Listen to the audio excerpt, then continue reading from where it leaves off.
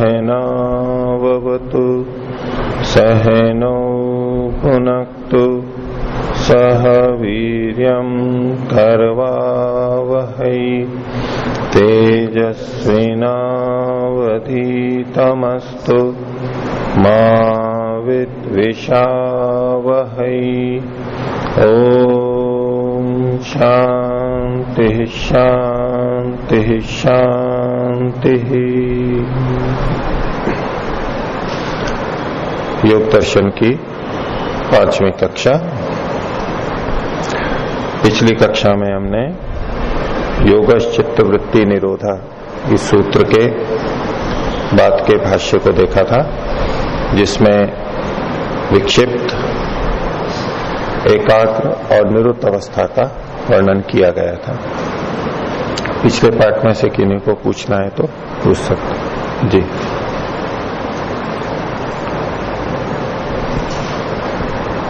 अच्छा जी, ये जो तदेव रजोलेश मलाम अपेतम से तो चतुर्थ स्थिति को बताया है, एकाग्र अवस्था को बता रहे हैं। हाँ। तो 5वीं अवस्था को बताया नहीं है, उन्होंने सिर्फ छुआ मात्र है कि उस तरफ उपगम होता है, निरुद्ध अवस्था का जिक्र नहीं है इसमें। हाँ, इसके आगे का जो वर्णन है चिति शक्ति अपरिणामिनी अप्रतिसंक्रमा, यहां से ये लगेगा।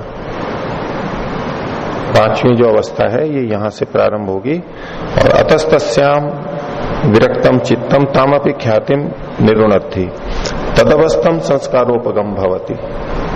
ये 5वें का वर्णन आगे चल रहा है। धर्म में एक ध्यानोपगम भवति, ये 5वीं अवस्था है। 5वें के भी अंतिम की अवस्था है, ये उस ओर ले जाने वाला होता है। वर्णन ये चौथे का ही है। तदवस्थम धर्म में एक ध्यानोपगम भवति, ये चौथी अवस्था का ही वर्णन है। धर्म में एक ध्यान चौथी अवस्था में नहीं होता है, लेकिन ये वर्णन चौथी अवस्था का ही है कि इससे आप अगली सीढ़ी पर जा सकते हैं, उधर बढ़ रहे हैं, आगे का बता रहे हैं। और 5वां उसके आगे वर्णन है। इससे ऊपर वाली पंक्ति में ये प्रद्योतमान किस चीज से होगा? एक मिनट रोकिए, रोकिए। हाँ, पूछिए।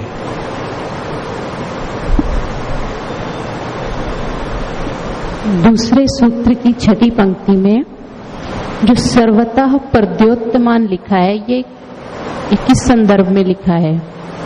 कैसे होगा प्रद्योतमान, जिसके बाद फिर रजोगुण आएगा और स्थिति बनेगी? प्रद्योतमान का मतलब होता है जो प्रकाशित है, दीप्ति वाला है। अब यहां जो प्रकाश होगा ये ज्ञान का प्रकाश माना जाएगा, ये भौतिक प्रकाश नहीं है। सूर्य है, ये प्रद्योतमान है। तेज बल्ब जल रहे हैं, वो प्रद्योतमान है। और सर्वतः प्रद्योतमान सब ओर से जल रहा है। जो जैसे कि रात्रि में चंद्रमा हम देखें, जब पूर्णिमा नहीं है, बाकी के दिन है, षष्ठी सप्तमी जो भी तिथि है, तो चंद्रमा का कुछ भाग तो चमक रहा होता है और कुछ भाग अंधेरे में होता है। अब इसको ये नहीं कहेंगे कि सर्वतः प्रद्योतमान। जो भाग हमारे सामने है चंद्रमा का, उसका एक ही भाग चमक रहा है, कला दिख रही है बस, बाकी वाला अंधेरे में है। और जब पूर्णिमा पे पूरा चंद्रमा दिख रहा है तो इसको कहेंगे सर्वतः प्रद्योतमान। प्रद्योतमान तो है, चाहे चतुर्थी का है, पंचमी का है, लेकिन सर्वतः प्रद्योतमान नहीं होता है, एक अंश में होता है हमारी तरफ जो दिखाई दे रहा है। तो मन के लिए, चित्त के लिए भी कहा जा रहा है कि जब वो सर्वतः प्रद्योतमान हो, सब ओर से चमक रहा हो, सब ओर से ज्ञान से परिपूर्ण हो। प्रद्योतमान एक अंश में भी हो सकता है, कहीं पर जैसे चित्त है, मन है, गोल गेंद की तरह माने, कहीं से चमक रहा है, बाकी जगह अंधेरा है। ऐसा कोयला है, कोयला एक तरफ से जल रहा है, बाकी तरफ से बुझा हुआ है, काला है, तो अब सर्वतः प्रद्योतमान नहीं है। लेकिन एक कोयला अंगारा है जो पूरा धधक रहा है चारों तरफ से, तो कहेंगे सर्वतः प्रद्योतमान है। तो ऐसे ही मन, चित्त प्रद्योतमान है, यानी ज्ञान से युक्त है। अभी ज्ञान की क्रिया चल रही है, उसमें प्रकाशित है और वो सब जगह से है, सब ओर से, उसका कोई भाग सुप्त हो ऐसा नहीं है, सब ओर से प्रद्योतमान है।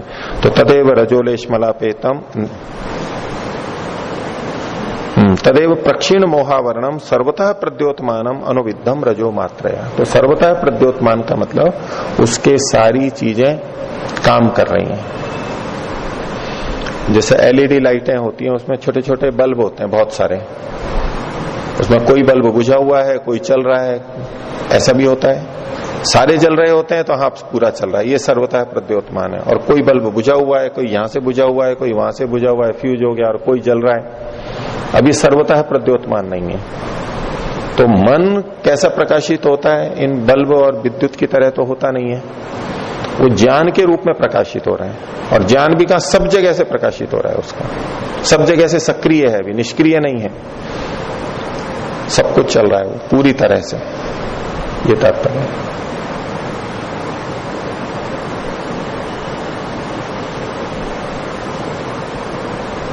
बोलिए आगे। मतलब पहले ज्ञान की प्राप्ति है, उसके बाद की स्थिति है, ये कहना चाह रहे हैं इसमें? किस चीज से प्रद्योतमान करना है, कैसे करना है? जब वो सक्रिय हो, जान रहा हो, जानने की स्थिति में हो, जान सकता हो, उसको बस सर्वथा प्रद्योतमान कहेंगे। तमोगुण उसमें अंधेरा लाता है, ढकता है उसको, मन को, चित्त को। तो तदेव प्रक्षीण मोहावरणम, मोह का आवरण जिसमें क्षीण हो गया है, गंदगी हट गई है, आवरण हट रहे हैं, तो अब क्या होगा, अंदर से जैसा प्रकाशित है वो पूरा प्रकाशित होने लगेगा, सब ओर से प्रकाशित होने लगेगा। और अनुविद्धम रजो मात्रया, तो सर्वतः प्रद्योतमानम का मतलब आप यूं कितना समझ लिए कि सत्व गुण उसमें पूरी तरह प्रकाशित हो रहा है अभी, सब ओर से एक्टिव है, वो सक्रिय है। और कोई बोलिए। आचार्य जी, ये तदवस्थम संस्कारोपगम भवति सनिर्बीज समाधि, इसको एक बार स्पष्ट कर दीजिए। तदवस्थम चित्तम, चित्त का विशेषण है, उस स्थिति वाला चित्त, उस स्थिति में जो है ऐसा। कैसी स्थिति में?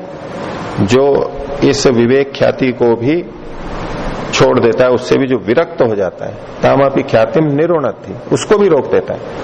विवेक ख्याति चल रही थी, एक वृत्ति थी, एक ज्ञान था, अब उसको भी उसने रोक दिया। तदवस्थम चित्तम, अब होता क्या है वहां पर? वृत्ति तो रुक गई, तो क्या बिल्कुल निष्क्रिय हो गया है वो चित्त?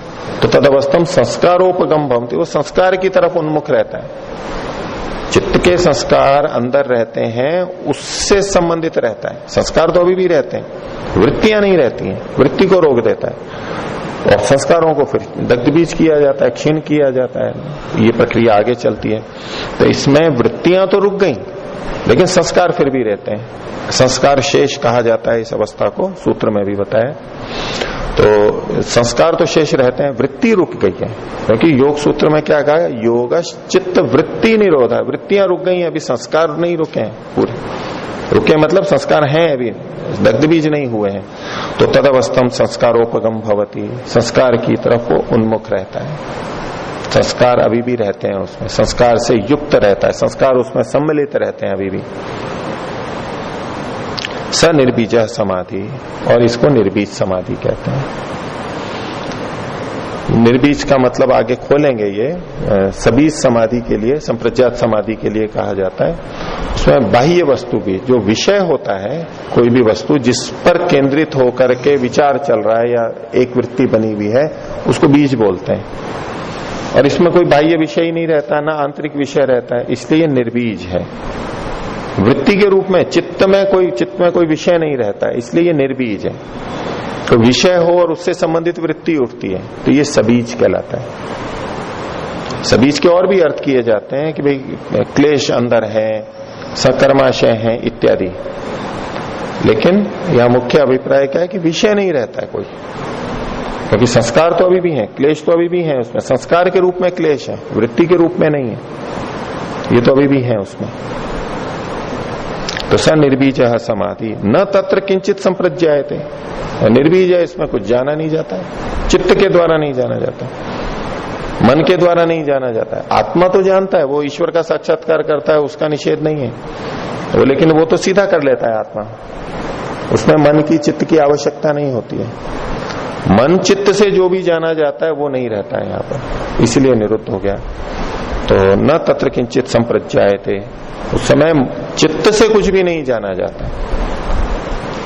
कई जने इसका ये अर्थ कर लेते हैं कि वहां कुछ भी नहीं जाना जाता है, मतलब तो शून्यवत अवस्था रहती है। असंप्रज्ञात समाधि शब्द ही कह रहा है कि वहां कुछ भी नहीं जाना जाता है, तो फिर तो ईश्वर का साक्षात्कार भी नहीं होगा, ईश्वर भी नहीं जाना जा रहा है, ये भी निकल के आएगा। और यदि ईश्वर जाना जा रहा है तो फिर इसको असंप्रज्ञात क्यों कह रहे हैं? ईश्वर का जानना भी तो जानना है। तो यहां तात्पर्य क्या लेंगे? चित्त के द्वारा कुछ नहीं जाना जा रहा है, क्योंकि चित्त की वृत्तियों का निरोध हुआ है, चित्त का प्रसंग चल रहा है, चित्त से कुछ भी नहीं जाना जा रहा है। असंप्रज्ञात समाधि में कुछ भी नहीं जाना जा रहा है ऐसा नहीं कहना है, चित्त के द्वारा कुछ भी नहीं जाना जा रहा है।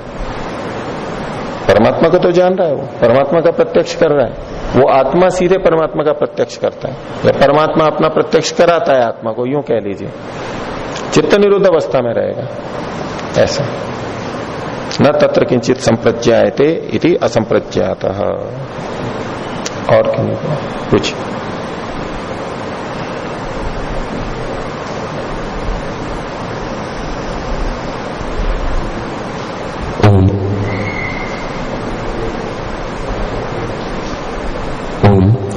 भाष्य के अंत के, एक मिनट रोको, पूछिए। भाष्य की नीचे से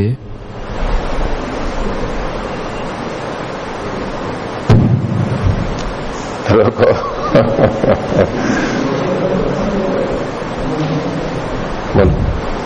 भाष्य की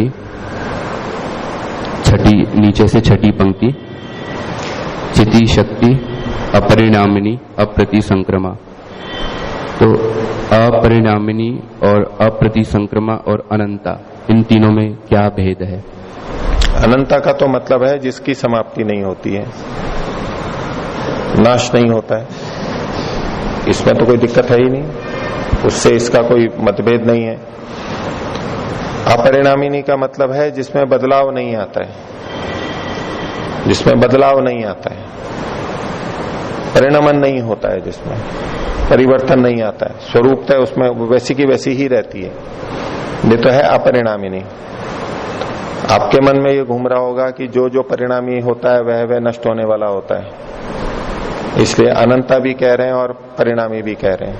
ये कोई नियम नहीं है, ये सामान्य रूप से बहुत बोला जाता है कि जिस जिसमें बदलाव होता है वह वह अनित्य होता है, अंत होने वाला होता है। ये नियम नहीं है।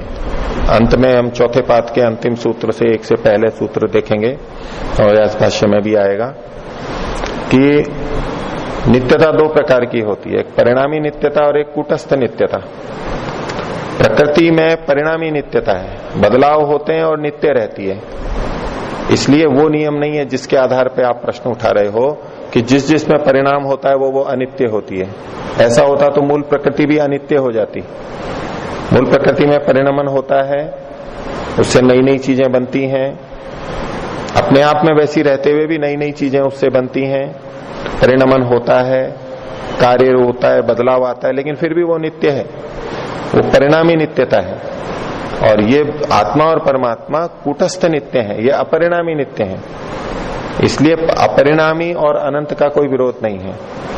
अनंत जिसका नाश नहीं होता है, एक बात हो गई। नाश न होने वाली चीजें दो तरह की होती हैं, परिणामी भी होती हैं, अपरिणामी भी होती हैं। तो ये जो नाश न होने वाली ये कैसी है? अपरिणामी है। हो गया। अप्रतिसंक्रमा, प्रतिसंक्रम कहते हैं तदाकार होना, संक्रम कहते हैं संक्रमण को। प्रतिसंक्रम जैसी वो वस्तु है वैसा ही हो जाना, इसको कहते हैं तदाकार। बाहर का जो विषय है, जो भी हम रंग रूप वस्तुएं देखते हैं, चित्त तदाकार हो जाता है, वो वैसा ही बन जाता है। जैसे कि टेलीविजन का स्क्रीन है, उसमें जो चित्र आते हैं, जैसा पीछे से आता है वो वैसा ही बन जाता है अंदर से चित्र में। तो मन भी उसी प्रकार का, उसी रूप में उसमें बदलाव आते हैं, तदाकार होता रहता है। लेकिन आत्मा तदाकार नहीं बनता है। आत्मा उसको देखता है, लेकिन आत्मा अपने आप में वैसा का वैसा ही रहता है। अप्रतिसंक्रम, प्रतिसंक्रम नहीं होता है, तदाकार नहीं होता है, वो वैसा का वैसा ही रहता है। जानने में वैसा ही होता है, लगता है ऐसा है कि वो तदाकार हो गया, लेकिन वास्तव में वो तदाकार होता नहीं है। विवेक ख्याति तदाकार होती रहती है। ज्ञान जब भी होगा तो जो जैसी वस्तु है उसके अनुरूप वो बदलती रहेगी। पेड़ पौधों को देख रहे हैं तो उस तरह की विवेक ख्याति होगी, उस तरह का ज्ञान होगा। अन्य वस्तुओं को देख रहे हैं, पशु पक्षी को, तो अलग ज्ञान होगा। तो उसमें तो परिवर्तन होगा, लेकिन आत्मा तदाकार रूप में बदलती रहे ऐसा नहीं होता है। अप्रतिसंक्रम हो गया। बोलो। ये तो हो गया जी। दूसरा प्रश्न, रजो लेश, जो ये शब्द है लेश, तो लेश से यहाँ बिल्कुल शून्यता को, बहुत थोड़ा सा लेश, बहुत थोड़े से को बोलते हैं, बहुत थोड़ा सा, मतलब है। हाँ है। और जो पहले जो बताया था कि रजो मात्रया, फिर वो जो रजो मात्रया था वो थोड़ा था, वो भी यहाँ पर हट गया है। तदेव रजोलेश मलापेतम, रज का जो लेश था, थोड़ी मात्रा थी, उससे भी जो अपेत है हट चुका है। रजोगुण भी उसमें मल रूप में जो रजोगुण था वो भी हट चुका है, वो सक्रिय नहीं है। तो अब उसकी मतलब उसका जो उभार है वो 0% है। ऐसा मत बोलिए। जो मल रूप में रजोगुण था वो अब सक्रिय नहीं है, बाकी तो रहेगा। एकाग्रता है तो कुछ तो क्रिया हो ही रही है, कुछ तो रजोगुण रहेगा ही वहां पर। ये एकाग्र अवस्था है, सात्विक अवस्था है। मोटे तौर पे आप कह सकते हैं कि शुद्ध सात्विक अवस्था है। लेकिन अगर आप यूं कहें कि रजोगुण 100% निष्क्रिय हो गया है, ऐसा नहीं कहेंगे। रज का जो लेश है और वो जो मल रूप में है, जो हानिकारक रूप में है, अस्थिरता लाने वाला रूप है, वो नहीं रहेगा। उसका क्रिया तो होगी ही ना, वो जानेगा तो सही। उस समय जानना भी तो रजोगुण के कारण से होता रहेगा, सत्वगुण से जानता है, लेकिन जो एक विषय है उससे कुछ, उससे संबंधित अलग अलग गुणों पे जा रहा है, जो हो रहा है, तो उसमें रजोगुण तो थोड़ा अंश में फिर भी रहेगा। 100% में हटा नहीं सकते, 100% हटता नहीं है, ऐसा नहीं कहेंगे। तो 100% निष्क्रिय हो गया है, इसका उत्तर है नहीं हुआ। लेकिन रजोगुण का जो लेश था, जो कि मल रूप में था, उसको तो उसने क्षीण कर दिया, वो हट चुका है। आगे उसकी उपस्थिति स्पष्ट नहीं हुई कि जो मल रूप में है वो हट गया है, वो तो जी स्पष्ट हुआ। और जो है अभी सक्रिय रूप में, उसको किस तरह से हम सिद्ध करेंगे? हाँ, जिस समय में एक विषय का ज्ञान हो रहा है, ठीक है, तो ज्ञान हो रहा है तो कुछ क्रिया भी हो रही है चित्त के अंदर। उसके अलावा शरीर का धारण आदि जो अन्य क्रियाएं मन के माध्यम से हो रही हैं, वो भी चल रही हैं। तो रजोगुण तो सक्रिय है अभी भी, लेकिन जो मल रूप में था, जो बाधक था, जो एकाग्रता नहीं आने दे रहा था, वो हट चुका है। जो क्रियाएं हो रही हैं शरीर के अंदर, वो तो अभी भी मन कर ही रहा है, चित्त कर ही रहा है, और उसके लिए रजोगुण उतने अंश में सक्रिय है। क्योंकि आपका प्रश्न ये था कि क्या रजोगुण 100% निष्क्रिय हो गया है, तो ऐसा नहीं कहेंगे। सक्रिय तो है वो अभी भी, और जो सक्रिय है वो रजोगुण के कारण ही है। मल रूप में अनियंत्रित रूप से जब वृत्तियां इधर उधर हो रही थी, वो चीज हट गई है, अब एक जगह टिक सकता है वो। और कोई? जी, अभी जी ये बोलिए। और कोई नहीं? आगे का पाठ देखते हैं। तो दूसरा सूत्र ये हो गया था, योगश चित्त वृत्ति निरोधः।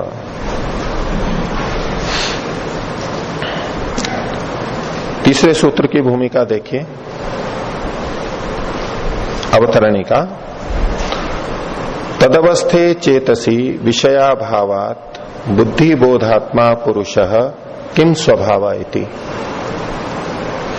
तो तदवस्थे चेतसी, चित्त के उस अवस्था में होने पर, सती सप्तमी है, ऐसा होने पर, कैसा होने पर?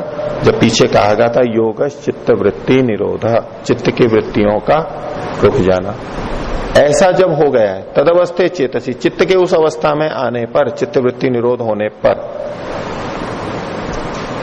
विषयाभावात, विषय का अभाव होने पर, जब सर्वचित्त वृत्ति निरोध होगा तो चित्त में विषय का कोई भाव नहीं रहेगा, कोई विषय ही नहीं है, निर्बीज है। असंप्रज्ञात को जो निर्बीज कहा, कोई विषय ही नहीं है, बीज ही नहीं है वहां पर। तो विषयाभावात, विषय का अभाव होने से, होने, बुद्धि बोधात्मा पुरुष है, बुद्धि को जानने के स्वभाव वाला, बुद्धि तो बुद्धि है यानी चित्त है। अब यहां बुद्धि शब्द आ गया, ये चित्त के लिए ही आएगा, मन के लिए ही आएगा, क्योंकि योगश चित्त वृत्ति निरोध है, वृत्तियां चित्त में ही थी और उन चित्त वृत्तियों को जानने वाला कौन है? आत्मा है। तो बुद्धि बोधात्मा, बुद्धि को बोधात्मा जानने के स्वभाव वाला, जानने के स्वरूप वाला, बोधात्मा बुद्धि को जानने के स्वरूप वाला।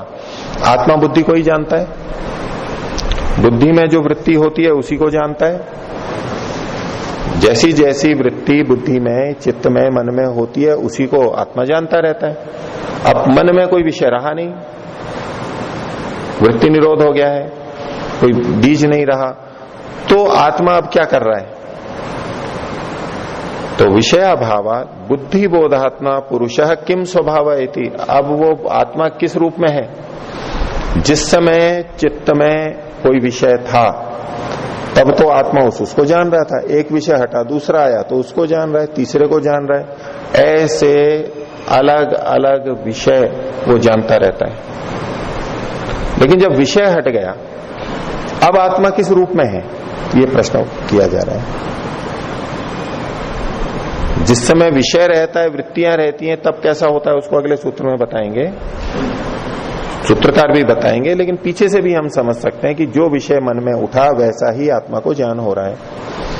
लेकिन जब विषय नहीं रहा तब आत्मा किस रूप में रहता है, ये एक प्रश्न उठेगा।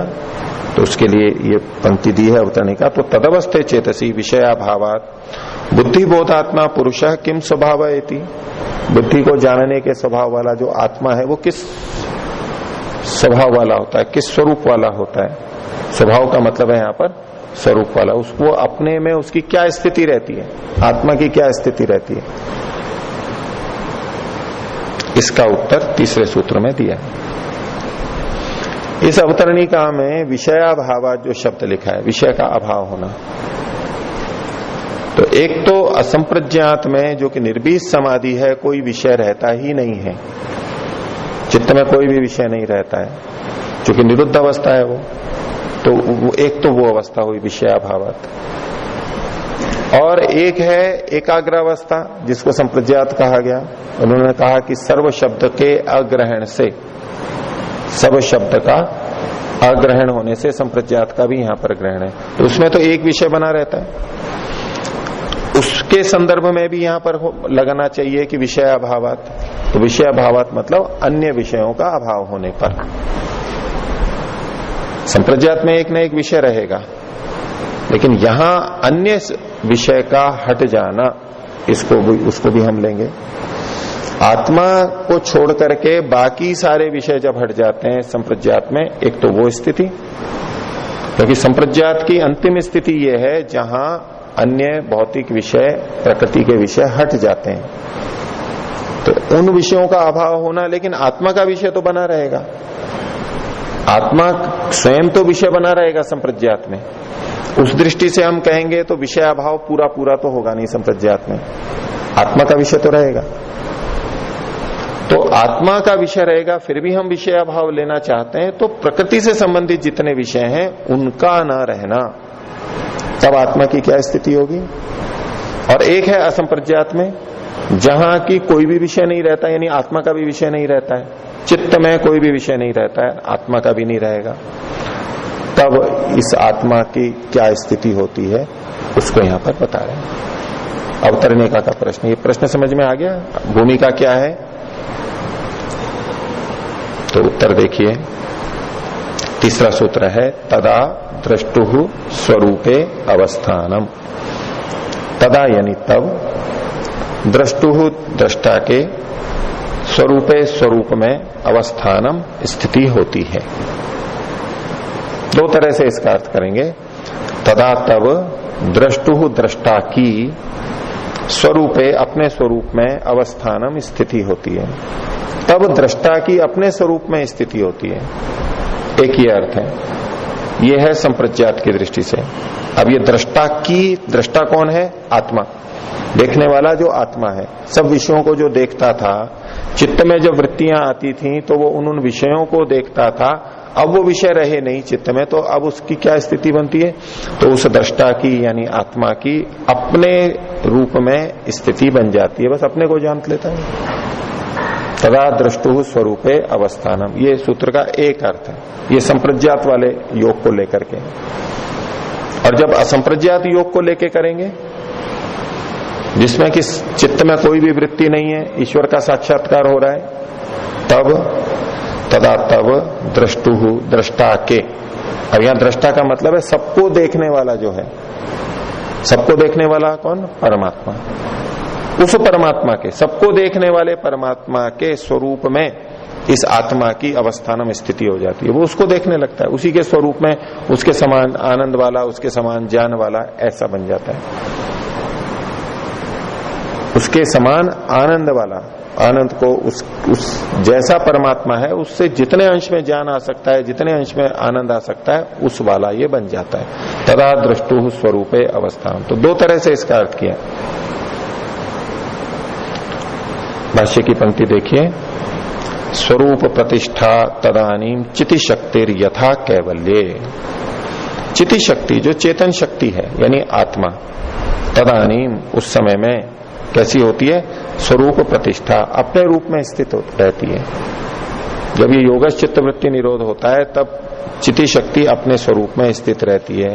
किस तरह से? यथा कैवल्य, जैसे कि मुक्ति में रहती है। जैसे मुक्ति में वो आत्मा अपने स्वरूप में स्थित रहता है, ऐसे ही योग में भी अपने स्वरूप में स्थित हो जाता है। ये भाष्य की पंक्ति है। ये आत्मा परक अर्थ है। यहाँ आत्मा परक अर्थ है, लेकिन इसमें कुछ विवेचना है जो कि इन्होंने भाष्यकार ने भी लिखा है, टीकाकार ने भी लिखा है कि मुक्ति में, कैवल्य में, कैवल्य मतलब केवली भाव है, अकेला भाव है, अकेलापन होना है, आत्मा स्वयं अपने आप में रहता है। लेकिन वहां परमात्मा का आनंद भी रहता है, परमात्मा के स्वरूप में भी स्थित रहता है। तो जब ये आत्मा अपने स्वरूप में स्थित रहता है संप्रज्ञात में, उस समय तो परमात्मा का आनंद नहीं होता है। और जब परमात्मा के आनंद में रहता है, कैवल्य में रहता है, तो परमात्मा का आनंद मुख्य रहता है। अपनी स्थिति, केवल अपनी स्थिति नहीं रहती है। महर्षि दयानंद ने इस सूत्र का दो तरह से अर्थ किया है, जो मैंने आपके सामने पहले रखा था। तो महर्षि ने दो तरह से अर्थ किया है। इस पर कई बार विवेचना चलती है कि व्यास भाष्य ने जो पंक्ति लिखी है ये तो आत्मा परक है, तो परमात्मा परक अर्थ क्यों कर दिया? महर्षि ने परमात्मा परक अर्थ क्यों किया? महर्षि ने आत्मा परक अर्थ भी किया है और परमात्मा परक अर्थ भी किया है। तो उसकी संगति हम पीछे से देखेंगे। योगश चित्त वृत्ति निरोध में योग का दो स्वरूप बताया। द्विविधो स योग, दो प्रकार का है, एक संप्रज्ञात और एक असंप्रज्ञात। तो जब यहां कहा जा रहा है तदा तब दृष्टा द्रष्टु स्वरूपे अवस्थानम, तो तदा शब्द से कितनी स्थितियों का ग्रहण करेंगे? एक का करेंगे या दो का करेंगे? तदा का मतलब जब योग की स्थिति होती है, वृत्ति निरोध होता है, लेकिन उसकी व्याख्या कर दी व्यास जी ने खुद ने कि वो दो प्रकार का होता है। तो अब यहां तदा का मतलब उन दोनों स्थितियों को हमें लेना होगा। और महर्षि दयानंद जो अलग अलग दो अर्थ कर रहे हैं वो इसी कारण से कर रहे हैं। तदा यानी तब। अब तब में पहला तो संप्रज्ञात योग है।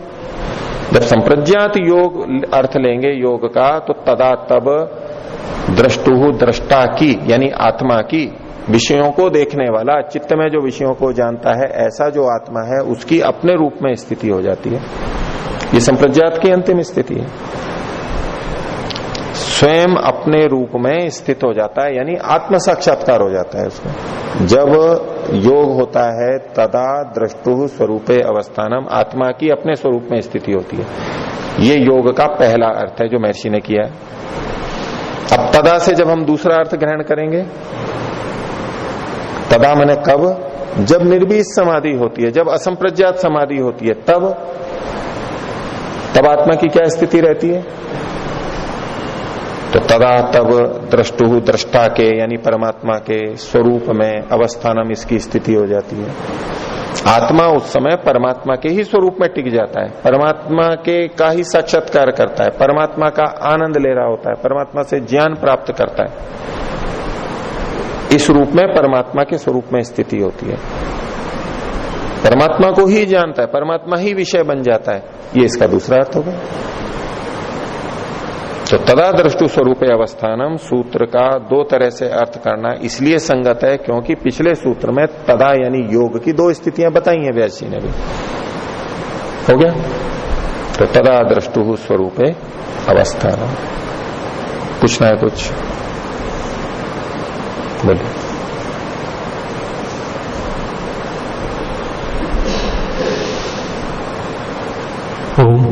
आचार्य जी, इसमें आपने ये बोला था कि निरुद्ध अवस्था में आत्मा भी विषय नहीं रहता, तो फिर परमात्मा के स्वरूप में जब स्थित हो जाता है तो फिर उसको जान कौन रहा होता है जब आत्मा विषय ही नहीं रहता? हाँ, विषय तो नहीं रहता, जानता तो आत्मा ही है, लेकिन विषय परमात्मा रहता है। और उसमें फिर जो जानने के संस्कार हैं वो कहाँ रहते हैं? जानने का संस्कार वो निरुद्ध अवस्था के संस्कार रहते हैं। उस समय चित्त में निरुद्ध संस्कार के अवस्था के संस्कार रहते हैं, जो ये पहले पाठ के अंत में बताएंगे कि दूसरे संस्कार नहीं होते, लेकिन निरोध अवस्था के भी संस्कार पड़ते हैं, निरुद्ध अवस्था के भी संस्कार पड़ते हैं। चित्त में वृत्ति नहीं रहेगी, लेकिन उसके अंदर चित्त में संस्कार आते हैं, वो आते हैं, अनुभव हो ही रहा है आत्मा को। निरोध धर्म, निरोध के संस्कार होते हैं। और कोई? देखिए आगे। तो तदा दृष्टु स्वरूपे अवस्थानम, जब योग होता है तो दृष्टा के स्वरूप में स्थिति बनती है, दृष्टा की अपने स्वरूप में स्थिति बनती है। ये दो बातें हुई। अब आत्मा के बारे में ही चूंकि पिछले सूत्र में अवतरणी का इन्होंने की थी, और जब योग होता है तब ये स्थिति होती है, और जब योग नहीं होता है तब क्या होता है, उसको अब अगले सूत्र के अंदर कर रहे हैं अवतरणी का। देखिए, व्युत्थान चित्ते तु सती तथापि भवंती न तथा। तो व्युत्थान चित्ते तु, व्युत्थान स्थिति में चित्त के होने पर, जब चित्त व्युत्थान दशा में होता है, व्युत्थान दशा का मतलब है योग से विपरीत, चित्तवृत्ति निरोध से भिन्न जो स्थिति है, जो हम लौकिक व्यवहार करते हैं, देखते हैं, खाते हैं, पीते हैं, ये व्युत्थान दशा कहलाती है, व्युत्थित दशा कहलाती है चित्त की। तो उस समय में आत्मा की क्या स्थिति रहती है? तो व्युत्थित चित्ते तो तथा सती अपि, सती तथा अपि इसका अन्वय करेंगे, तथा सती अपि, वैसी होती हुई भी। कौन? चिति शक्ति। तथा सती अपि, न तथा भवंती, वैसी नहीं होती है, वैसी होते हुए भी वैसी नहीं होती है। भवंती ये वर्ष क्षत्रिय प्रत्यय का है, नहीं होती रहती है, दीर्घ इकार है इसमें। चिति शक्ति वैसी होते हुए भी वैसी नहीं होती है। वैसी होते हुए मतलब है जो पीछे कहा था दृष्टु स्वरूपे अवस्थानम, आत्मा अपने स्वरूप में स्थित होता है, अपना स्वरूप उसके पास है ही सदा। आत्मा अपने स्वरूप में है, अपना स्वरूप जैसा है वो अपरिणामी है, तो जैसा है वैसा वो सदा ही रहेगा, नित्य है। तो वो आत्मा वैसा होते हुए भी वैसा नहीं रहता है, वैसा प्रकट नहीं होता है, होता वैसा ही है लेकिन प्रतीत नहीं होता है। तो तथा भवंती अपि न तथा भवंती, वैसी होते हुए भी वैसी नहीं होती है। व्युत्थान चित्ते तो सती तथापि भवंती, तथा भवंती अपि न तथा भवंती, वैसी नहीं होती है। कथम तरही, फिर कैसी होती है, क्यों ऐसा है? तो कहा दर्शित विषयत्वात्, क्योंकि चिति शक्ति है दर्शित विषय वाली, जिसके लिए सारे विषय दिखाए जा रहे हैं, ऐसी होती है। तो वैसी होती हुई भी वैसी नहीं होती है। इसको दूसरे ढंग से लौकिक उदाहरण से समझ सकते हैं कि पानी के अंदर यदि हम अपना मुख देखें, तालाब में कहीं गए और उसमें या पानी भरा हुआ है बाल्टी में, हम प्रकाश में अपना चेहरा देख रहे हैं। जब पानी बिल्कुल स्थिर है तो हमारा चेहरा यथावत दिखाई देगा, जितना लंबा चौड़ा है, जिस आकार प्रकार का है वैसा दिखाई देगा। और अगर पानी को हिला दें तो अब चेहरा कैसा हो जाता है, बिगड़ जाता है, लंबा तिरछा टेढ़ा मेढ़ा कैसा भी हो जाएगा। अब इस स्थिति में क्या हमारा चेहरा बदल गया है? वास्तव में चेहरा तो जैसा है वैसा ही है, उसमें कोई बदलाव नहीं आया। तो चेहरा वैसा होते हुए भी वैसा नहीं है पानी में। चेहरा अपने आप में वैसा ही है जैसा है, लेकिन पानी में अभी वो वैसा नहीं दिख रहा है। अब वो तरंगें उठ गई हैं, वो झिलमिल कर रहा है, अब तिरछा इधर हो रहा है। तो चेहरा वैसा होते हुए भी वैसा नहीं दिख रहा है। इसी तरह से आत्मा के लिए कि आत्मा जब चित्त वृत्ति निरोध होता है या एकाग्रता होती है, मन स्थिर रहता है, तो आत्मा अपने स्वरूप में स्थित हो गया। लेकिन जब व्युत्थान दशा होती है, यानी चित्त में वृत्तियां उठ गई हैं, पानी में जैसे तरंगें उठ गई हैं, ऐसे चित्त में मन में विचार उठ गए, अलग अलग विषय उठ रहे हैं, तो आत्मा वैसी होते हुए भी वैसी नहीं हो रही है। अपने आप में तो वैसी ही है, लेकिन चित्त में वो वैसी दिखाई नहीं देती है। वो कैसी दिखाई देने लगती है? वो वैसे ही राग द्वेष काम क्रोध लोभ मोह जैसा वृत्ति होती है वैसी ही वो अपने आप को समझती रहती है अपने ही स्वरूप में स्थित, लेकिन दिखाई कैसी देती है, अनुभव में कैसी आती है? वो भिन्न रूप में अनुभव में आती है। तो वैसी होती हुई भी वैसी नहीं होती है, या इस तरह से तात्पर्य समझना चाहिए। नहीं तो ये परस्पर विपरीत लगेगा कि कोई चीज वैसी है भी और वैसी नहीं भी है, ऐसा कैसे कहोगे आप? जल है, दूध है, शुद्ध है, अब वो अशुद्ध हो गया, बोले शुद्ध होते हुए भी अशुद्ध हो गया, ये ऐसे कैसे होगा? वैसा भी है, शुद्ध भी कह रहे हैं, और बोले अशुद्ध भी हो गया, वैसा भी नहीं रहा, ऐसे कैसे? या तो वैसा है या तो वैसा नहीं है, दोनों में से एक ही चीज हो सकती है। कपड़ा सफेद है, रंगा गया है, बोले वैसा होते हुए भी अब वैसा नहीं है। अब या तो कहो कि वैसा नहीं है और या तो कहो वैसा ही है, दोनों बातें थोड़ा ना होगी। यहां कैसे दोनों बातें घट रही हैं? अपने आप में आत्मा वैसी ही है, उसमें कोई बदलाव नहीं है, इसलिए तथा भवंती अपि, जैसा शुद्ध स्वरूप उसका योग अवस्था में था वैसा ही अभी भी है। अपरिणामी, अप्रतिसंक्रमा, शुद्धा, अनंता, जो इसके गुणधर्म है वो अभी भी वैसे के वैसे ही हैं, लेकिन वैसा होते हुए भी वैसा नहीं है, क्योंकि जो आपको प्रतीत हो रहा है चित्त के अंदर वृत्तियों के कारण वो भिन्न रूप में प्रतीत हो रहा है। और चेहरा वैसा होते हुए भी पानी में वैसा नहीं दिखाई दे रहा।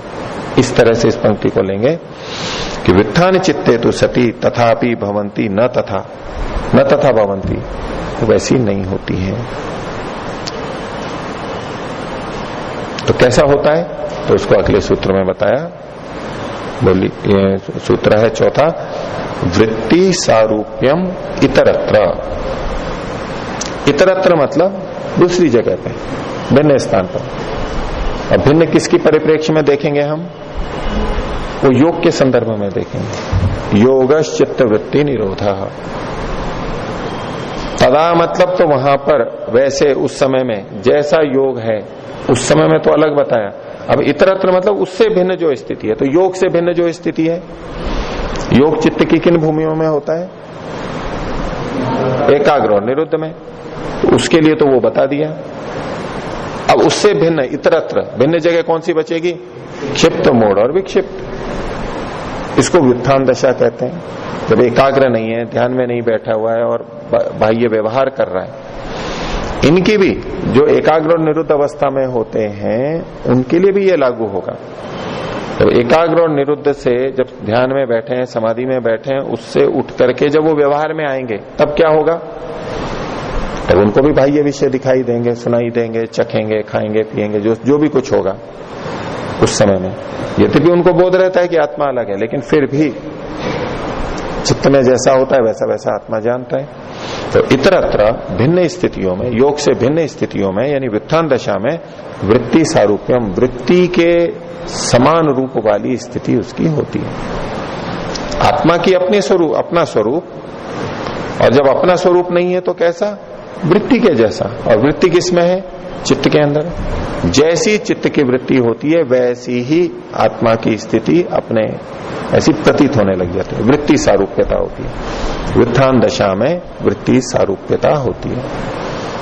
योग में दृष्टा की अपने स्वरूप में स्थिति होती है और व्युत्थान दशा में वृत्तियों के जैसा वो प्रतीत होता है। ठीक है, आगे देखिए व्यास भाष्य में इसको खोल रहे हैं। व्युत्थाने, इतरत्र को खोला व्युत्थाने, व्युत्थान दशा में।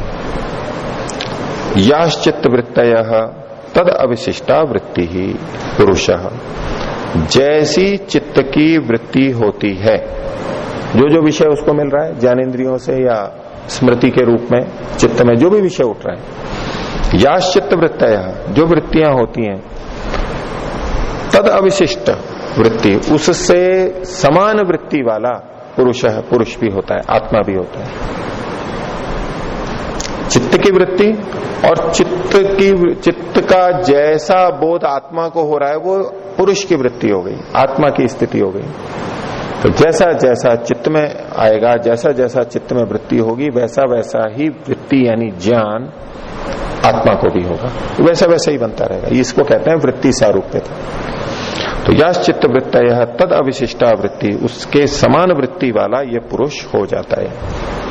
ये अब अपने स्वरूप में स्थित नहीं है, अब ये वृत्ति के स्वरूप में स्थित है, वृत्तियों जैसा बना हुआ है। तो वृत्तियां रुकेंगी तो अपने स्वरूप में जाएगा। ठीक है। तथा च सूत्रम, इसका एक वचन इन्होंने दिया कि इसकी पुष्टि के लिए पंचशिक का वचन माना जाता है। ये एकमेव दर्शनम ख्यातिरेव दर्शनम इति, इसको विपरीत अल्प विराम में लेते हैं।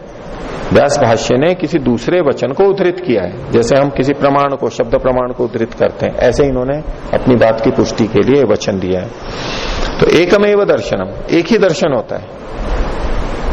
ख्यातिरेव दर्शनम, केवल ख्याति यानी ज्ञान, यही एक दर्शन होता है। आत्मा के द्वारा जो जाना जा रहा है। इस पंक्ति के दो तरह से अर्थ लगते हैं। एक तो यह है कि वास्तव में दर्शन तो एक ही है, कौन सा? ख्याति ही एक दर्शन है, बाकी तो सब अदर्शन है। दर्शन यानी ज्ञान होना, बोध होना। ख्याति का मतलब है सत्व पुरुष अन्यता ख्याति, आत्मा और मन इनकी भिन्नता का। जैसे कि कहते हैं किसी में किसी एक ही चीज को प्रधानता देनी हो तो राजा तो भाई कौन सा?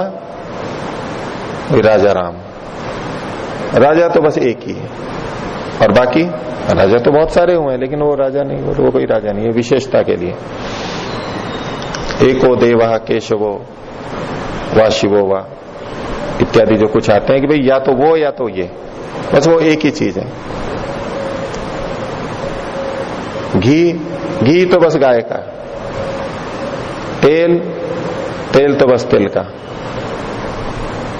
ऐसे जब बोलेंगे तेल तो और भी होते हैं यानी चिकने पदार्थ, घी तो और भी होते हैं, लेकिन घी तो बस एक गाय का घी। ऐसे पहलवान तो बस ये एक पहलवान। ये कथन कब होता है? अन्यों से उसकी श्रेष्ठता को बताने के लिए। अन्य भी पहलवान है लेकिन ये एक है। लेखक तो ये एक लेखक, कलाकार तो ये एक कलाकार, बस ये एक ही कलाकार है, दूसरों से उसकी श्रेष्ठता को बताने के लिए। इस भाषा में बोलेंगे एकमेव दर्शनम, दर्शन तो बस एक ही है। और वो क्या दर्शन है? बस ख्यातिरेव दर्शनम, जो सत्पुरुष अन्यथा ख्याति है, दर्शन तो वही है। बाकी जितने दर्शन है, जैसे हम एक दूसरे का दर्शन करते हैं, पेड़ पौधों का, पर्वतों का दर्शन करते हैं, ज्ञान जो भी होता है, वो ज्ञान नहीं है, वो दर्शन नहीं है, क्योंकि वो हल्के हैं तो ऊंचा। इस दृष्टि से एक पंक्ति का एक अर्थ है एकमेव दर्शनम ख्यातिरेव दर्शनम। दर्शन है तो बस एक ही दर्शन है, वो ख्याति क्या? सत्पुरुष अन्यथा ख्याति। वास्तविक ज्ञान तो वही है, वास्तविक पहलवान तो यही है, वास्तविक राजा तो यही है, वास्तविक विद्वान तो यही है, इत्यादि जब हम कहते हैं सबसे ऊंची के लिए। तो एकमेव दर्शनम ख्यातिरेव दर्शनम, एक ही है बस। एक तो ये अर्थ हुआ। दूसरा अर्थ इस संदर्भ में लेंगे कि आत्मा बस एक ही चीज जानता है, जो चित्त में वृत्ति उठती है बस उसी को जानता है और कुछ जान ही नहीं सकता। पीछे जो कहा इन्होंने, याश्चित्त वृत्तय तद अविशिष्टा वृत्ति ही पुरुष, चित्त में जो जो वृत्तियां होती हैं बस वैसा वैसा आत्मा होता रहता है। तो बस एकमेव दर्शनम, आत्मा का तो बस एक ही दर्शन है, वो चित्त को ही देखता रहता है और कुछ नहीं देख सकता वो व्युत्थान दशा में। आत्मा किसको देखता रहेगा? बस चित्त को ही देखता रहेगा और किसको देखेगा वो ना आंख को देख सकता, ना कान को सुन सकता, अलग अलग इंद्रियों को, और कुछ नहीं कर सकता। इन सब ज्ञानेन्द्रियों से ज्ञान पहुंच के मन में, चित्त में पहुंचा, और बस मन तो और आत्मा तो केवल चित्त को देख रहा है। जैसे कि हम दूरदर्शन को देख रहे हो, उसमें बहुत सारी चीजें आ रही हो, और कोई खेल चल रहा है, कोई कार्यक्रम चल रहा है, उसमें दसियों कैमरे लगे हुए हैं, तो भले ही दसियों के दसियों, हम किसको देख रहे हैं? हम तो बस एक को देख रहे हैं, सामने स्क्रीन को देख रहे हैं। पीछे 10 कैमरे हैं, वहां से आ रहा है, कभी इसका आ रहा है, कभी उसका आ रहा है, लेकिन यहाँ एक आ रहा है और हम तो केवल एक ही को देख रहे हैं। एकमेव दर्शनम ख्याति रहे, एकमेव दर्शनम दूरदर्शनम, एक ही दर्शन है बस। कौन सा? दूरदर्शन हमारा। तो अब वो कैमरे कुछ भी देख रहे हो, अलग अलग कैमरे कुछ भी देख रहे हो, हम तो केवल एक को देख रहे हैं। तो आत्मा किसको देखता रहता है, किसको जानता रहता है? चित्त को जानता रहता है बस, और कुछ नहीं है। एक ही खिड़की है उसके पास, एक ही दूर है और कुछ नहीं है। हाँ, मन चित्त अलग अलग ज्ञानेंद्रियों से जुड़ा हुआ है, तो वहां से सारी सूचनाएं आ रही हैं अलग अलग कैमरों की तरह से, शब्द स्पर्श रूप रसगंध। एकमेव दर्शनम ख्यातिरेव दर्शनम, आत्मा जो जानता है वो तो बस एक ही चीज जानता है, चित्त को ही जान रहा है और कुछ नहीं जान रहा है। अब चित्त में जो जो चीज आ रही है उसको जानता रहता है। वृत्ति सारूप्यम इतरत्र, व्युत्थान दशा में आत्मा क्या जानेगा? बस एक ही वही चीज जानता है जो चित्त में होता है, उसके अलावा कुछ नहीं जान सकता। चित्त में सीधे सीधे कोई ज्ञान आ रहा है, चित्त में कोई स्मृति उठ रही है, जो हो रहा है बस आत्मा जानता रहता है। एकमेव दर्शनम ख्यातिरेव दर्शनम, ये इसकी दूसरी व्याख्या है पंक्ति की। यहां दूसरी व्याख्या जो मैंने की है उस तरह की व्याख्या यहां पर स्वीकार करनी चाहिए, क्योंकि जिस संदर्भ में ये कह रहे हैं, वृत्ति सारूप्यम इतरत्र, याश्चित्त वृत्तय तद अविशिष्टा वृत्ति, जैसी चित्त की वृत्तियां हैं उससे अविशिष्ट यानी समान पुरुष की भी वृत्ति रहती है, वो उसी को जानता है। तो एकमेव दर्शनम ख्यातिरेव दर्शनम, चित्त में जो है बस वही आत्मा जानता है, ये पुष्टि के लिए दे दी। हो गया? आगे देखिए, अब चित्त के बारे में और बता रहे हैं। चित्तम अयस्कांत मणिकल्पम, चित्त कैसा है? अयस्कांत मणि के समान है। अयस्कांत मणि कहते हैं चुंबक को, चुंबक के समान है, मैग्नेट के समान है। और करता क्या है ये? सन्निधि मात्रोपकारी, निकटता मात्र से ये उपकार करने लग जाता है। सन्निधि मात्र, सन्निधि मतलब निकटता, और कोई कारण नहीं, बस पास में है तो उपकार करने लग जाएगा। जैसे चुंबक अगर पास में जाता है तो लोहा वो अपने आप खींच करके आएगा, बस वो पास में पहुंचा और बस वो खींच जाएगा लोहा उसकी तरफ, लोहे के कण खींच करके आ जाएंगे। चुंबक की सन्निधि मात्र लोहे का उपकार करने लगती है, उसको अपनी तरफ आकर्षित करने लगती है। तो ऐसे ही मन भी, चित्त भी चुंबक के समान है, और सन्निधि मात्र से, निकटता मात्र से, किसके साथ निकटता है? आत्मा के साथ निकटता है, क्योंकि आत्मा के लिए वो उपकरण है, आत्मा का अंतःकरण है। तो आत्मा के पास जैसे ही वो आता है तो आत्मा का उपकार करने लग जाता है, सन्निधि मात्र से उपकार करता है। एक होता है कि हम उसको चलाएं, वैसे लेखनी रखी हुई हो, अब लेखनी सन्निधि मात्र से उपकार नहीं करती है हमारा। लेखनी पेन पेंसिल रखे हैं, किताब रखे हैं, वो सन्निधि मात्र से उपकार नहीं करते। रखें तो रखें, हम जब तक उसको उठाएंगे नहीं, चलाएंगे नहीं, तब तक वो काम नहीं करेगा। मन ऐसा नहीं है कि हम उसको जब उठाएंगे चलाएंगे तभी चलेगा। वो पास में है, परमात्मा ने हमारे लिए दिया हुआ है, हम चाहे ना चाहे वो काम करना शुरू कर देगा। यह सन्निधि मात्र से उपकार करना। हाँ, हम चलाना चाहते हैं तब भी चलता है मन, उसका निषेध नहीं कर रहे, लेकिन ये अपने आप भी काम करने लगता है। और छोटे बच्चे जैसे ही जन्म हुआ उसके बाद में उसको वो रोने लगता है, बेचैनी होती है, श्वास शुरू हो जाता है, देखने लगता है, उसको पता है कि मेरा मन ये है और अब मैं इस मन को आंख से लगाऊं या कान से लगाऊं। जैसा हम पढ़ के समझ लेते हैं कि मन आत्मा मन को प्रेरित करता है, बुद्धि को करता है, मन को प्रेरित करता है, वो ज्ञानेंद्रियों को प्रेरित करते हैं, फिर ज्ञान होता है, कर्मेंद्रियों को प्रेरित करते हैं। ये प्रक्रिया है ना, हमने पढ़ सुन रखी है। और हम ऐसा प्रतीत करने लगते हैं कि जैसे कि हम ही चला रहे हैं मन को, क्योंकि हमने पढ़ लिया है। अगर उस बच्चे को तो कुछ पता ही नहीं है, फिर वो आंख को कैसे चला रहा है? उसको ये नहीं पता है कि मन कहाँ है, कैसे चलाऊं, कैसे जुड़ेगा, लेकिन फिर भी सारे काम हो रहे हैं ना, देख रहा है, सुन रहा है, चख रहा है, हंस रहा है, सब कुछ कर रहा है। वो कैसे हो रहे हैं? तो मन को ही ऐसा बना रखा है परमात्मा ने, चित्त को ऐसा बना रखा है कि वो सन्निधि मात्र से उपकार करता है, हमारा हित करता है। और ये बात बच्चों पे ही नहीं घटती है, बच्चों को छोड़ दीजिए, अपने पे भी लगा लीजिए। हमें पता है कि हम अपने मन को देखो वहां लगा रहे हैं, वहां लगा रहे हैं। हम केवल इतना करते हैं कि हम इच्छा करते हैं, भी मेरे को देखना है, आंख खोलनी है, आंख खोल लेते हैं, खुल जाती है आंख। कैसे मन को हमने प्रेरित किया, तो बता सकते हैं मन को कैसे प्रेरित किया और मन फिर कैसे आगे गया? जिन्होंने पढ़ लिख रखा है और जानते हैं वो बता सकते हैं कोई भी। मेरे को इधर देखना है तो मैं इधर देख लेता हूं, इधर देखता हूं, सामने देख रहा हूं, आंख को बंद कर रहा हूं, खोल रहा हूं। हम कहेंगे कि मैं कर रहा हूं, ठीक है, कर रहे हैं हम, उत्तरदायित्व हमारा ही है, हम कर रहे हैं, लेकिन कैसे कर रहे हैं? हमने मन के लिए क्या किया? हमने तो इच्छा की, बस हमने प्रयत्न किया अंदर का, लेकिन कहाँ मन है, वो क्या करे, कुछ नहीं पता है। बस हमने इच्छा व्यक्त की, आंख खोले, आंख खुल गई, लेकिन उसके बीच की जो प्रक्रिया है वो क्या है पता है हमें? तंत्रिका तंत्र से प्रेरणा होगी तो हमें पता है, हमने भेजा है तंत्रिका तंत्र को कि ऐसे ऐसे इंपल्स भेजो, आवेग भेजो। हमें कुछ पता है क्या कि कैसे कर रहे हैं हम? ये कुछ भी नहीं पता है हमारे को भी, बच्चों ही नहीं, हमारे को भी नहीं पता है।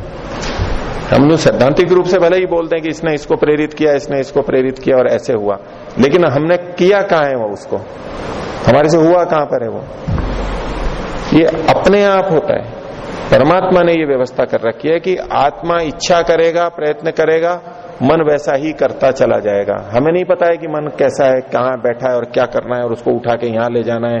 जैसे लेखनी को हम चलाते हैं, ये नियंत्रण पूर्वक चलाते हैं, वो सन्निधि मात्र से उपकार नहीं कर रही है, लेकिन मन ऐसा नहीं है। ये जो यहां पर कहा गया चित्तम अयस्कांत मणिकल्पम, ये चित्त के बारे में बड़ी महत्वपूर्ण बात कही जा रही है यहाँ पर। वो चुंबक के समान है और सन्निधि मात्र से उपकार कर रहा है। और जो लोहा है जो चुंबक की तरफ खींच करके जा रहा है, तो लोहा चुंबक को चलाता है, लोहा चुंबक को चलाता है या चुंबक लोहे को चलाती है? कुछ उत्तर स्पष्ट नहीं आया। चुंबक लोहे को चलाती है या लोहा चुंबक को चलाता है? दोनों बोल रहे हैं ना। अधिकतर का तो ये कहना है आपका कि चुंबक लोहे को चलाती है, ठीक है, लेकिन लोहा बहुत बड़ा हो और छोटी सी चुंबक हो और उसको पास में ले जाएं तो क्या होता है?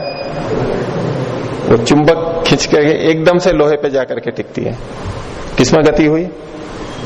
चुंबक में। तो लोहे ने चुंबक को खींचा या चुंबक ने लोहे ने चुंबक को खींचा या चुंबक ने लोहे को खींचा? प्रतीत क्या होता है? प्रतीत तो होगा कि लोहे ने चुंबक को खींच लिया। वस्तुतः तो खींचने की प्रक्रिया चुंबक में ही थी, लेकिन लोहा इतना बड़ा था कि वो उतने से खींच करके आ नहीं सकता था उस चुंबक की तरफ, वो भारी था, तो चुंबक खींच के उसकी तरफ चली जाती है। और छोटा कण हो लोहे का तो चुंबक अपनी जगह ही रहती है और लोहे का कण खींच करके चला जाता है। तो ये नियम नहीं है कि लोहा ही खींच करके जाता है चुंबक की तरफ, चुंबक भी लोहे की तरफ खींच के चली जाती है, गति करती हुई दिखती है हमारे को। तो आप में से कोई दोनों जो कह रहे थे वो इसलिए कह रहे होंगे तो कौन किसको खींचता है, चुंबक लोहे को या लोहा चुंबक को? तो दिखाई तो दोनों देते हैं हमारे को, दिखाई दोनों देते हैं, लेकिन उपकार कौन कर रहा है? सन्निधि मात्र से वो चुंबक ही कर रहा है। ये मन को चुंबक की तरह से बताया जा रहा है। ये जो चित्त है ये अयस्कांत मणिकल्प है, चुंबक के समान है और सन्निधि मात्र से उपकार करता है। किसका उपकार करता है सन्निधि मात्र से? आत्मा का। या ये नहीं लिखा है कि आत्मा जब जब प्रयत्न करेगा तब तब ही ये उपकार करता है? मुख्यता किसमें है? सन्निधि मात्र से उपकार करता है। विशेष बात है। दिन भर के हम सारे कार्यकलाप को देख लें, हम भले ही कितना बोलते रहे, हम मन को चलाते हैं हम, लेकिन कुल मिलाकर के देखेंगे तो मन अपने आप काम करता रहता है। ये परमात्मा ने बनाई ऐसा रखा है, हमारे हित के लिए काम करता रहेगा। जिस आत्मा के लिए वो मन है, अंतःकरण है, वो उसके लिए काम करता रहेगा। ये सन्निधि मात्र से उपकार करने वाला है। चित्तम अयस्कांत मणिकल्पम सन्निधि मात्रोपकारी।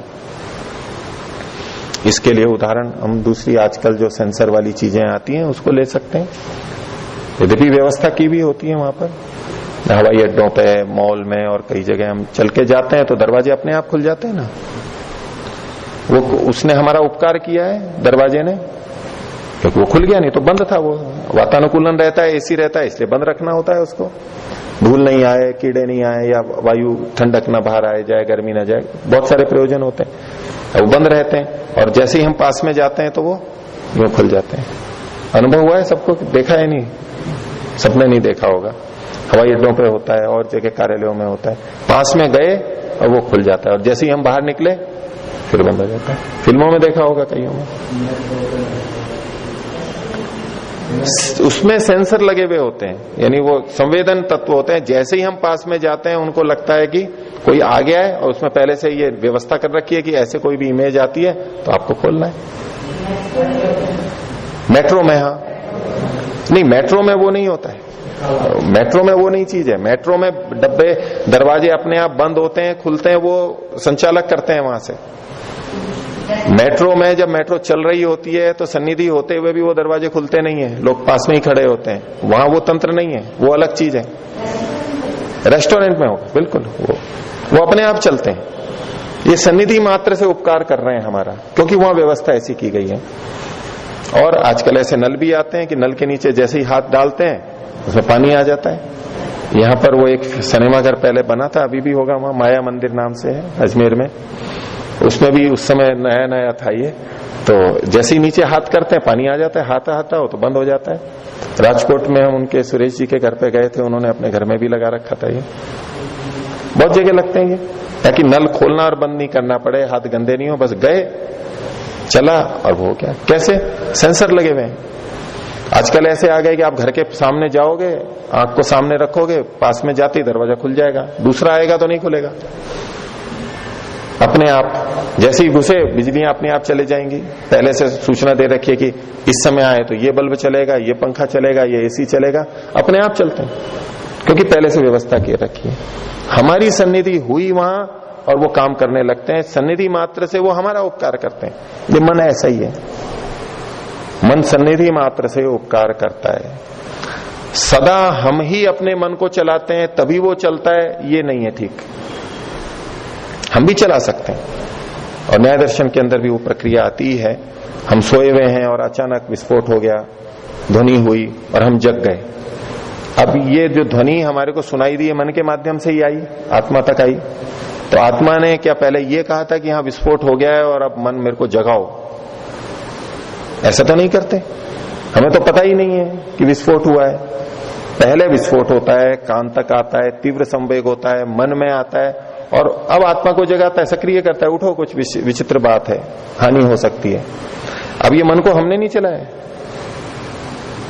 पीछे एक मच्छर ने काट लिया, हम बैठे, हमें पता भी नहीं है कि पीछे मच्छर बैठा है, काट रहा है, चींटे ने काट लिया, बिच्छू ने काट लिया, हम एकदम चौंक जाते हैं। कुछ भी हमारे छू जाए तो हमें एकदम होते हैं, कैसे पता लगा हमें? हमने तो मन को प्रेरित नहीं किया था कि उसको जानो, अपने आप पता लगा हमारे को। सन्निधि मात्र से उपकार करता है। तो मन के विषय में यह हमेशा समझना चाहिए कि मन सन्निधि मात्र से अपने आप भी काम करता है और व्यापक रूप से वही काम करता रहता है, लेकिन हम भी चला सकते हैं, हम जब चाहें तब रोक सकते हैं। जैसे कि हम श्वसन क्रिया करते हैं, दोनों प्रकार की क्रियाएं, कुछ क्रियाएं ऐसी होती हैं जो ऐच्छिक होती हैं, कुछ ऐसी होती हैं जो अनैच्छिक होती हैं, और कुछ ऐसी होती हैं जो दोनों तरह की होती हैं। अब हाथ पैर जो चल रहे हैं ये तो ऐच्छिक क्रिया है, अब हृदय धड़क रहा है वो ऐच्छिक क्रिया नहीं है, वो तो अपने आप चल रहा है। लेकिन श्वसन क्रिया कैसी है? दोनों कर सकते हैं, अपने आप भी चलती रहती है। हम सोते रहते हैं, चलते हैं, हम बिना ध्यान देंगे कुछ और करते रहेंगे तो भी सांस अपने आप चलता रहेगा। लेकिन हम चाहेंगे हम प्राणायाम कर सकते हैं, हम गहरी सांस भर सकते हैं, ये दोनों तरह से काम कर सकता है। तो मन भी अपने आप भी करता है और हम चाहें तो भी चला सकते हैं उसको, चाहे जहां विषय पे लगा सकते हैं, दोनों तरह का है। लेकिन इसमें भी मुख्यता क्या है कि चित्त अयस्कांत मणिकल्प है, सन्निधि मात्र से उपकार करता है, सन्निधि मात्र उपकारी। नहीं तो ये वचन नहीं लिखा हुआ होता है, ये हमारे प्रत्यक्ष भी है, व्यवहार में भी हम देखते हैं, और भाष्य ये पंक्ति भी बता रही है। तो मन को समझना है ठीक ठीक कि मन वास्तव में क्या है। जो ये सोचते हैं कि मन ऐसे ही चलता रहता है, हमारे नियंत्रण में नहीं है, पूरी तरह ऐसा सोचते हैं, वो भी गलत है। जो ये सोचते हैं कि हम ही हमेशा मन को चलाते हैं, अपने आप वो नहीं चलता है, वो भी गलत है। अभी आप आगे पूरा देखेंगे योग दर्शन, संस्कारों से कैसे होता है, कर्माशय से कैसे प्रवृत्त होता है, वो सारी बातें आएंगी आगे।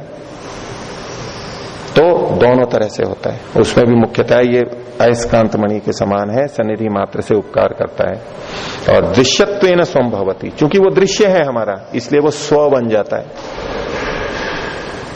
स्व मतलब वो धन, हमारा साधन बन जाता है, हमारी संपत्ति बन जाता है, दृश्यत्वेन, दृश्य के रूप में। क्योंकि आत्मा के लिए दृश्य मन ही है, चित्त ही है। एकमेव दर्शनम ख्यातिरेव दर्शनम, केवल चित्त को ही देखता रहता है आत्मा, तो और कुछ नहीं। चित्त में जो जो आता है वो उसको दिखाई देता है, पता लगता है, लेकिन खुद तो वो चित्त को ही देखता रहता है। तो ये क्या इन्होंने कहा, दृश्यत्वेन स्वं भवति, आत्मा के लिए दृश्य क्या है? बस चित्त है, स्व वो ही है। अभी हमें क्या प्रतीति होती है कि दृश्य क्या है? और ये पेड़ पौधे, वनस्पतियां, पहाड़, घाटियां, तालाब, समुद्र, ये सब दृश्य हैं हमारे लिए। हम इन सबको दृश्य समझते हैं क्योंकि व्यवहार में हम ऐसा ही करते हैं। ये हमारे लिए दृश्य हैं, देखने योग्य, हम उसको देखते हैं। लेकिन वास्तव में आत्मा के लिए दृश्य क्या है? केवल चित्त है, केवल अंदर चित्त को ही देखता है। आत्मा का दृश्य तो केवल चित्त ही है, वो सदा दृश्य को ही देखता है, दृश्य को, चित्त को ही देखता रहता है। तो आत्मा का दृश्य के रूप में वो स्व होता है, अपना संपत्ति होता है, अपना धन होता है। कौन? चित्त। ये दृश्यत्वेन स्वं भवति, किसका? पुरुषस्य स्वामिना, जो पुरुष है, स्वामी उसका, आत्मा उसका वो स्व होता है। स्व और स्वामी ये दो चीजें हैं। स्वामी मतलब मालिक और स्व मतलब धन। मालिक की कुछ मिल्कियात होती है, वस्तुएं होती हैं।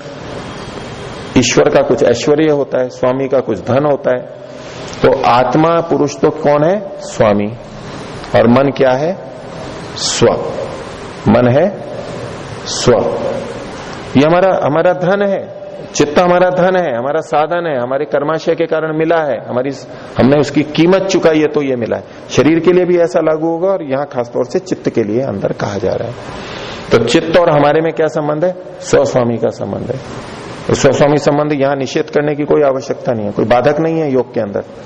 भाष्यकार स्वयं कह रहे हैं आत्मा पुरुष स्वामी है, हमें अपने को स्वामी समझना है और चित्त को स्व समझना है कि ये मेरा धन है, उपकरण है, ये समझना है। चित्त और आत्मा का परस्पर स्व स्वामी संबंध बनाएंगे तो योग ठीक चलेगा। मैं इसका स्वामी हूं, मैं नियंत्रक हूं। और अगर उल्टा करेंगे तो कि ठीक है, मन भी अपना स्वामी स्वयं है और हम उसके अनुसार चल रहे हैं, हम स्व बन जाएंगे, वो स्वामी बन जाएगा मन हमारा। तो योग तो चित्त पे नियंत्रण की बात करता है, चित्त का स्वामी बनने की बात करता है। तो इतना ही रखते हैं आगे प्रणव में।